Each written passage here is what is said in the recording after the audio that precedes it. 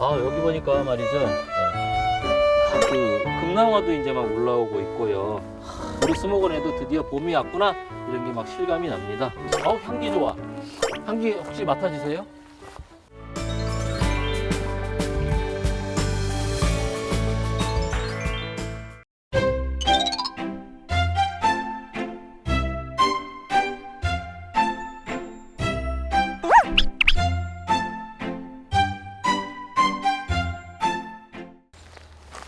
네, 안녕하십니까.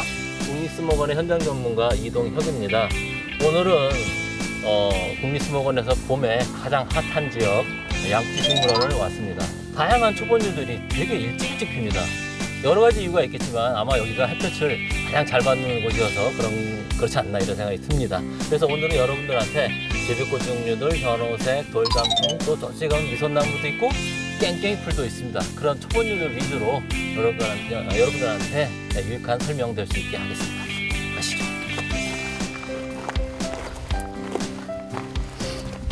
아주 많이 나와 있지는 않지만 다양한 식물들이 있거든요. 제비꽃 종류들이 있거든요. 요건 남산제비꽃입니다. 남산제비꽃은 특징이 이렇게 꽃이 흰색이고 잎이 이렇게 여러 갈래로 갈라져요. 남산에서 처음 발견됐다 해서 남산제비꽃인데 전국적으로 다 발견됩니다.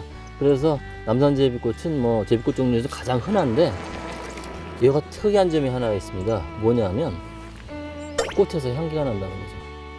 제비꽃 종류들은요, 이 뒷부분에 이렇게 보시면 뒷부분에 이렇게 꿀주머니가 하나씩 있습니다. 이렇게 이게 거라고 하는데 우리 이제 말로 옮기면 이제 꿀주머니거든요. 여기에 당연히 꿀이 있고 향기가 납니다. 그래서 남산제비꽃은 제비꽃 종류 중에서 가장 좋은 향기를, 진한 향기를 풍기는 꽃으로 유명합니다. 지금은 이제 잘 안 맡아지시겠지만 혹시 많이 피어 있는 데서 바람이라도 살랑바람이 불잖아요. 그러면은 아카시아 향기가 납니다. 네, 아카시 나무라고 해야 되겠죠. 우리가 보통 아카시아라고 하는 그런 꽃 향기가 납니다. 초본류에서 어떻게 아카시 나무 꽃 향기가 나냐 또 의문을 또 가지실 수도 있겠는데요. 정말입니다. 그런데 제비꽃 종류들은 이렇게 다 꿀주머니를 갖고 있기 때문에 어느 정도 다 향기는 있다고 보시면 됩니다. 그래서 그런데 이제 그 중에서도 남산제비꽃이 가장 좋은 진한 향기를 풍기는 제비꽃입니다. 그것뿐만이 아니라 여러 가지 또 다른 제비꽃 종류들이 있는데요. 저 안쪽에도 저런 것들. 그 다음에 이쪽에서는 요 녀석들, 요게 다 외제비꽃입니다. 외제비꽃은 아주 제비꽃 종류 중에서 키가 작은 제비꽃 종류다, 뭐 이런 의미라고 보시면 됩니다. 근데 얘 같은 경우에는 우리 수목원에 굉장히 많습니다. 아주 널리 퍼져 있어요. 언제부턴가 들어와서 막 자라기 시작했겠죠. 그런데 의외로 다른 데 가면 보기가 힘들어요. 정말 외제비꽃을. 왜냐하면 외제비꽃하고 비슷한 유사종들이 여러 개가 있는데 뭐 털제비꽃이라든가 너무 비슷해서 다들 좀 혼동을 합니다. 근데 털제비꽃이나 이런 걸를 잘못 외제비꽃이라고 이제 잘못 이제 생각들을 하시는 거죠. 근데 우리 수목원에 있는 것들은 다 보시면 이쪽에 있는 것들은 다 외제비꽃이더라고요. 제가 볼 때. 그래서 우리 수목원에 정말 다양한 제비꽃이 있는 줄은 알았지만 이렇게 좀처럼 보기 힘든 외제비꽃이 이 지역에 여기에 이렇게 많다는 거를 처음 알았습니다. 요거는요 또 좀 달라요. 한번 가까이 보실까요? 요거는 우리가 아까 봤던 뭐 남산제비꽃 절대 아니고요. 그 다음에 외제비꽃 절대 아닙니다. 근데 잘 보시면 이 꽃줄기에 털이 보이세요? 털이 쫙 있는 거? 꽃줄기에 털이 쫙 있죠. 그죠? 털이 쫙 이렇게 있습니다. 하얀 털이. 그리고 잎도 사실은 넓적해요. 이거 펼쳐지면 털도 있고. 이거는 서울 제비꽃입니다. 서울에서 처음 발견됐다 해서 아까는 남산에서 발견된 거. 그것도 남산도 서울인데 그죠? 얘는 서울 제비꽃으로 이름이 붙여졌습니다. 얘는요, 얘도 말이 서울이지 뭐 전국에 다 있습니다. 그래서 굉장히 흔한 애들이고요.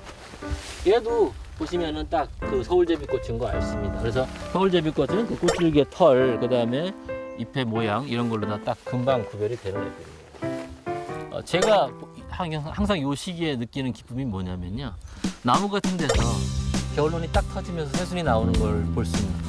그 다음에 땅에서 새싹이 딱 돋아 나오는 그 순간을 볼 수 있다는 거. 사실 꽃도 좋지만 그런 것을 보는 재미도 있거든요, 봄에. 막 저런 막 현호색도 바위 틈에 막 피네요. 저 위에도 언덕배기에 이렇게 보시면은 보라색 꽃 달고 있는 게 다 현호색입니다. 이제 현호색 같은 경우도 되게 보라색 계열로 피고요.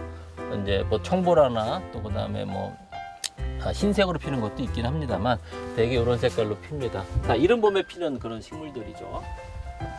이 현호색이 독이 있다 없다 하는 논란이 약간 있습니다. 그 여자들의 그 뭐 어혈을 풀어준다든가 이런 쪽에 쓰는 약재로만 돼 있고 그 다음에 독성은 없다 이렇게 되어 있는 자료들이 가끔 있습니다. 그런데 논란이 그게 있었어요. 그래서 작년에 식약처에서 현호색이 들어간 약품 18종에 대해서 그 안전 검사를 하고 임산부 같은 사람들이 복용을 했을 때에는 위험할 수 있다라는 권고사항을 넣도록 지시를 했습니다. 독성은 이제 땅 속에 있는 덩이줄기, 동글동글하게 생긴 덩이줄기 속에 이렇게 독성이 있는데요. 그런데요, 뭐 현호색뿐만이 아니라 이렇게 이른 봄에 피는 식물들은 대개 어느 정도의 독성을 갖고 있는 유독성 식물이라고 보시면 됩니다. 왜냐하면 얘네들이 어렸을 때 뭐 여러 가지 이유가 있을 수 있겠지만 처음에 봄에 이렇게 딱 싹이 돋게 되면은 이제 겨울잠에서 깨어난 동물들이나 뭐 이런 것들이 이렇게 먹을 수 있거든요. 배가 고프니까.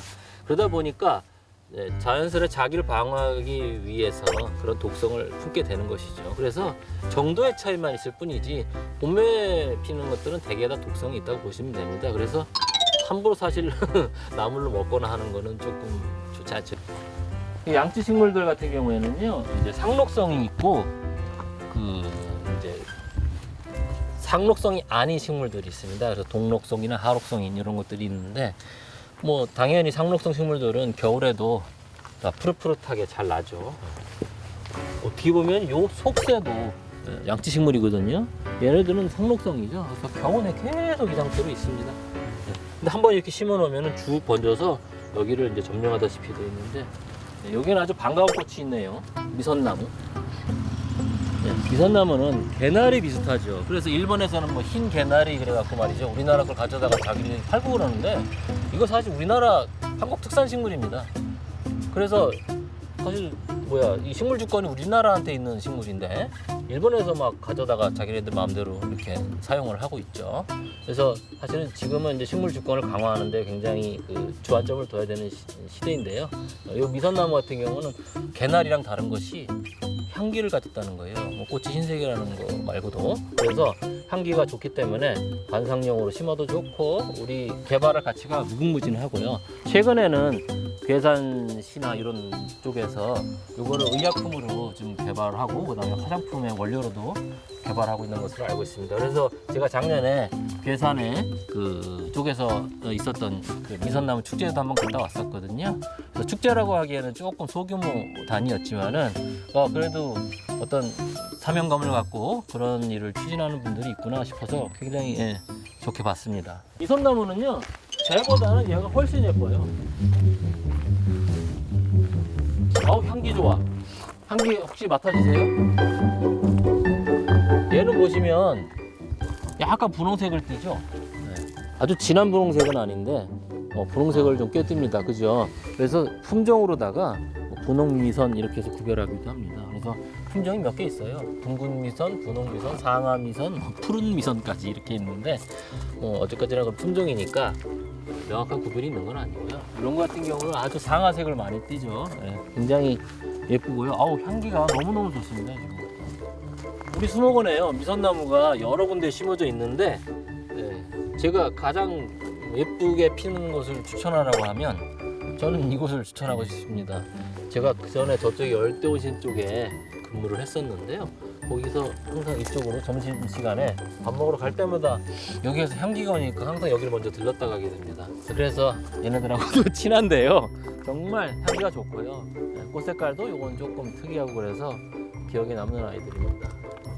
사실은 뭐 동물하고는 우리가 교감을 많이 나누는데 식물하고는 무슨 교감을 하겠나 하시지만 지금 제가 이제 말하는 이런 것처럼 저 같은 경우는 그냥 저도 모르게 교감을 하게 돼요. 하나의 그냥 나 위의 어떤 대상으로 여기고 이렇게 대하게 됩니다. 그러면은 마치 정말 정감을 가진 어떤 대상 존재처럼 느껴지죠. 그래서 말을 걸지는 않지만 같이 이렇게 향이 느껴지고.